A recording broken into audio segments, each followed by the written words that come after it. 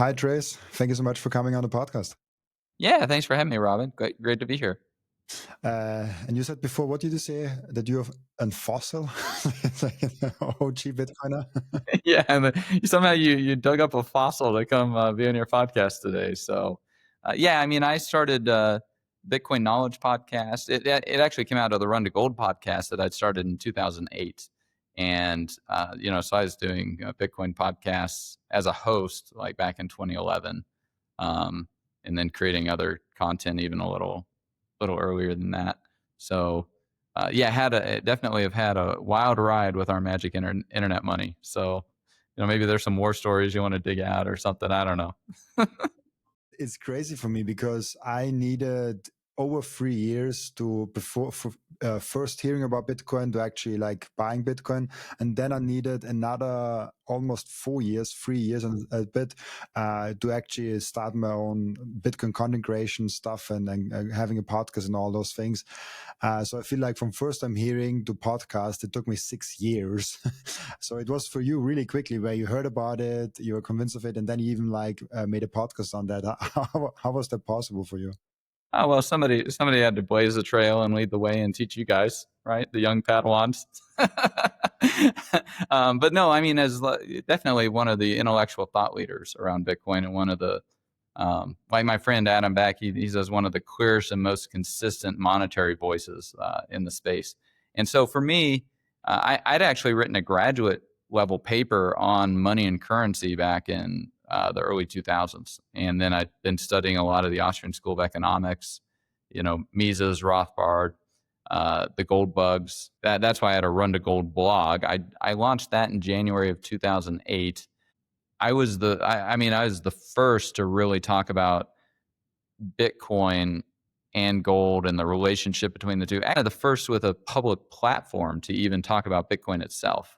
Myself and Max Kaiser, were the people with platforms back then. And Max and I, we rubbed shoulders with goldmoney.com, an early digital gold currency that was circulating around in the mid 2000s also. So, it's like this sound money, monetary sovereignty, speech, those are very important things to both Max and I. And, and we're both fossils in that regard. How different? Because I think people don't realize how tragic, like how massive the difference is between Bitcoin in 2011, 2015, and to Bitcoin in 2025, which is 10 years is not that long of a time, but in Bitcoin it's ages ago. it's a very long time. Maybe you can give a little bit of an overview of like how different it is from today's Bitcoin world to 2011, 12, 13, 15 when you kind of came in. Yeah, I mean, like when I first started publicly talking about it, it's sub $1 million market cap. Like it's a 6-figure market cap, right? Like, I mean, now it's doing 20 billion of daily volume, so it's like 20,000 times like just in volume than the market cap was. I mean, it's not even a comparable thing, So we were definitely on the extreme frontier of pushing forward monetary sovereignty in the information age. I've used the analogy that if London is like gold, the old world, and Columbus, Satoshi discovered the trade winds to the new world that allowed it to be monetized. You look at the early settlers, the like William Bradford, with the Pilgrims in 1620 landing in Plymouth Colony. That's kind of the generation that I'm in with Bitcoin, right? And Bitcoin's kind of like Manhattan, which is, Manhattan because of how the map was set up. Like as we developed the Western continent, as we developed, North America, all the commerce flowed through Manhattan. And that's why Manhattan became this like great city in the world. And Bitcoin's like that, all the altcoin stuff, like it's all flown through Bitcoin. But we have other cities on the continent, and we have we have a map on the continent. So, like Chicago's like Ethereum, or maybe St. Louis is like Monero, the Wild West. We probably still haven't found San Francisco. I mean, keep in mind, like in 1860, about when gold was discovered in San Francisco, there were 800 people in San Francisco. Like we'd been on this continent for a couple hundred years, and San Francisco was still 800 people. And now San Francisco is one of the great cities of the world, built entirely on speculation, gold fever. And so, I've been just very curious with, starting as a gold bug, because Bitcoin didn't even exist. We at Gold Money, as a large investor in Gold Money, we had 5 patents that were granted in the 1990s for digital gold currency. And so, we were innovating sound money in the digital age. Like, in the 1990s, you got Gold Money and eGold. I played different online MUDs and games. I helped fund Kraken, led the Series A in Kraken with Hummingbird, co-led it. And Jesse Powell, he got his start with loot.com, which was basically selling World of Warcraft gold. So a lot of us, we were playing in these like virtual worlds with virtual currency. And then some of us, this rare little sub niche of gold bugs, we were experimenting with trying to bring sound money onto the internet, something limited in amount or scarce. And then Satoshi, makes the breakthrough with the difficulty adjustment algorithm and digital scarcity that enables Bitcoin. But there was a whole bunch of like just technology that went before that. You had asymmetric encryption, public-private key encryption. You had Adam Back's hash cache and proof of work. So these pieces all had to be put together over decades, of experimentation and stuff like that. So Bitcoin didn't just happen. And those of us that, were around Bitcoin or saw Bitcoin and understood it or things like that, kind of to your journey with it, it took a lot of like work, right? To prepare the mind to receive something like that and be able to connect dots and understand it, and then we're fighting against, actually trying to carve out the monetary sovereignty territory in the legal regime. Because like eGold, the guy who founded eGold, he ended up with an ankle bracelet, because of money transmission issues. Gold Money was legally compliant with everything, but it was still very much a gray area, and it wasn't profitable really to have the digital gold currency component. Like nobody really used that; they just used the storage. So eventually, they kind of got rid of that whole part of the business, the currency part of the business, and they just vaulted the gold for people and charged the storage fees and insurance fees. But this just spoke to how difficult it was to innovate in terms of monetary sovereignty, because at the end of the day, Bitcoin or gold or dollars or euros, they're just a product like Coke or Pepsi. We use them as a monetary product, but they're just a product, and we hire them to do a job. And but there's so much regulation around banking and money transmission and all this stuff that it really trammeled.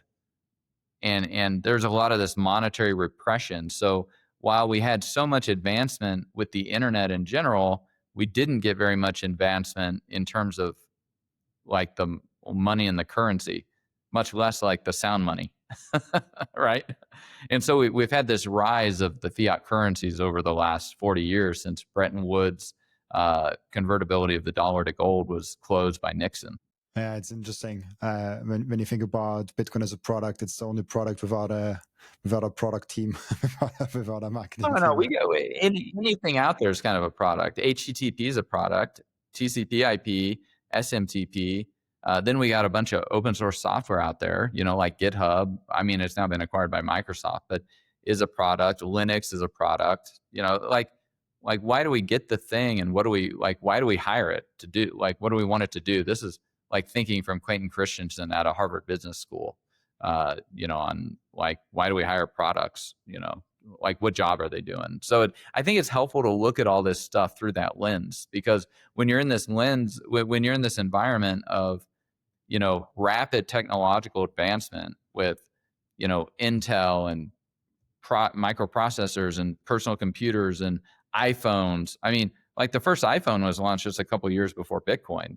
So this idea that you're even going to be able to be like remote and sending around like digital currency, like from the palm of your hand, and like, the world we're living in now in 2025, I mean, that was very much sci-fi, 15 years ago and 20 years ago.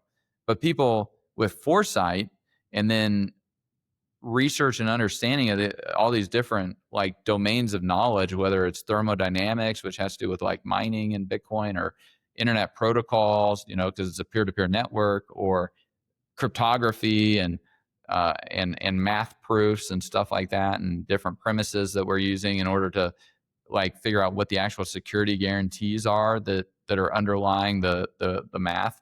These are all huge branches and domains of knowledge that then had to be put together. Game theory, Austrian School of Economics. I mean, back then nobody's really talking about like inflation and central banking and all that disaster, right? I mean, I started talking about a bunch of that stuff. I really helped start pushing all of that forward when I was talking about Bitcoin. I mean, because the gold bugs would talk about it, but it didn't really get outside of their niche. But as soon as like Bitcoin starts going up in price, that ethos or that core of the Austrian economics that undergirds a bunch of our thinking around digital scarcity and stock to flow. I mean, I like 2015, I mentioned stock to flow on Twitter in the context of Bitcoin. Like that's the first mention of it, like on Twitter, came from me, right? So, I mean, somebody had to do the research and understand and put the dots together, and then they had to be willing to kind of get up on the pole and talk about it. Because, look at what happened to Julian Assange with WikiLeaks, or like, other people that talk about stuff. Like it's a thankless job, right? Did you have the fear that something happens to you, like from a legal perspective? Well, there's legal, and then there's like just deep state shenanigans, right? And I mean, with my Run to Gold blog, I started talking about like the sound money stuff, and all of a sudden, I mean, this is 6 months into it, I have like 25 visitors a day to my website. Like nobody's reading my website. It's tiny.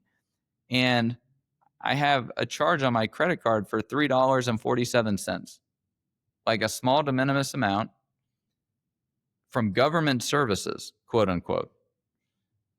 I don't recognize it. I call up the credit card company and I'm like, hey, I don't recognize this. They're like, oh, okay. I was like, well, can you take it off? Like, I think it's fraud. They're like, well, have you contacted the merchant? I'm like, I don't know who the merchant is. Like, I looked on your website, you don't have any contact information for the merchant. Like, no, I haven't contacted the merchant. They're like, well, we can't take it off unless you contact the merchant. And I was like, well, can you give me the merchant's contact information then? They said, no. And I was like, well, I think it's fraud. Can you take it off? And they said, no. Click. No, I mean, it's not something to laugh about. It's a warning shot over the bow. Like, if you're going to talk about monetary sovereignty, we're going to let you know that we have complete control over all your money. You need to sit down, shut up, and not talk about it. And this is with like 25 visitors on a website talking about gold. Like, seriously? 6 months before like Bitcoin even gets launched in 2009. And one of my friends, Bill Murphy, so Chris Powell and Bill Murphy, they founded GATA, the Gold Antitrust Action Committee. And the whole reason, like, I was a GATA consultant, like, even like, got involved with GATA probably like 2005. Because as soon as you hone in on sound money, eventually you're going to hone in on GATA's beacon of what they've been doing with the sound money. And so, I'm learning from Bill and Chris all about this stuff. And Bill tells me about when he and Chris first started GATA back in 1997. And he went on, I think it's CNBC or something, and talked about this gold price suppression scheme. I mean, one was that he was never invited back to any financial television. So they're not going to give any platform to let, the ideas get out. But two, and Bill's a pretty big guy. He had played professional football. He was jogging in the park and he got jumped by some goons, and they were like, you need to not talk about this stuff at all. and then they got like a sock with rolls of coins in it, and they broke his jaw. So I mean, middle of 2008, I'm at the GATA conference, and I have breakfast with Dr. Edwin Vieira, who wrote Pieces of Eight, and my intellectual mentor. And Pieces of Eight is phenomenal. It's like 1,800 pages, like great content in there. Legal treatise on American law as American monetary law, and so I go to his presentation at GATA there in DC in 2008, and someone asked in the question and answer, like, man, you painted a really like stark, dark picture of what's happening in terms of the money. And he's like, yeah, I know. And the guy was like, I mean, what can we even do about it? And he was like, well, I talk about it because that's what I can do about it. And I don't want to live in 1956 Czechoslovakia with a boot on my neck.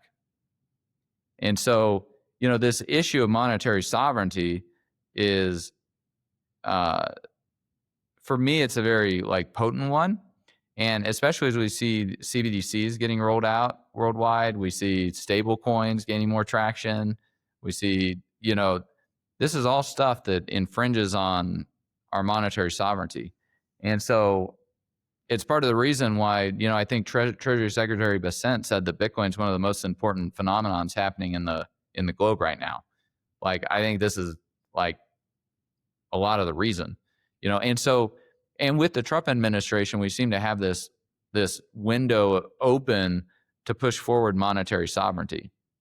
And so we should seize it, like Clarity Act, Genius Act, protecting software developers. I've worked on some legislation that helps do that, and state level legislation. But yeah, this federal legislation is going to be helpful. But we have a window of opportunity, and we should do what we can to seize as much monetary sovereignty territory as possible, in my opinion, because that window may not be there. And we saw how atrocious the Biden administration was in going after this industry and trying to close that window. I mean, I was targeted by the Biden administration. So, like a lot of other people in the space. And fortunately, I didn't have any issues that they could hang anything on. But it's a real like full contact sport that we're playing. Like, we're not just chasing like dog coins going up in price, like this is a critical thing for the planet. I do think so too. Do you see stable coins just as CBDCs? Is that kind of almost the same thing? I think a lot of it lies in the implementation. Yeah, I mean, could they be kind of a backdoor for CBDCs? I mean, anytime you like really, and Ross Ulbricht talked about this at the Bitcoin conference, like we're either moving decentralization forward or we're like centralizing things. And I suppose that like if we can have this sort of a free market money like we did in the 1830s and 1840s, where like everybody and their dog issued like a banknote. I mean, we had like 50,000 different banknotes circulating in the United States that were redeemable for specie, for gold and silver, and then gold and silver was what could actually be the legal tender, Article 1, Section 10, Clause 1, which is still the law of the land, just not obeyed by all three branches of government. And so what do you do about that?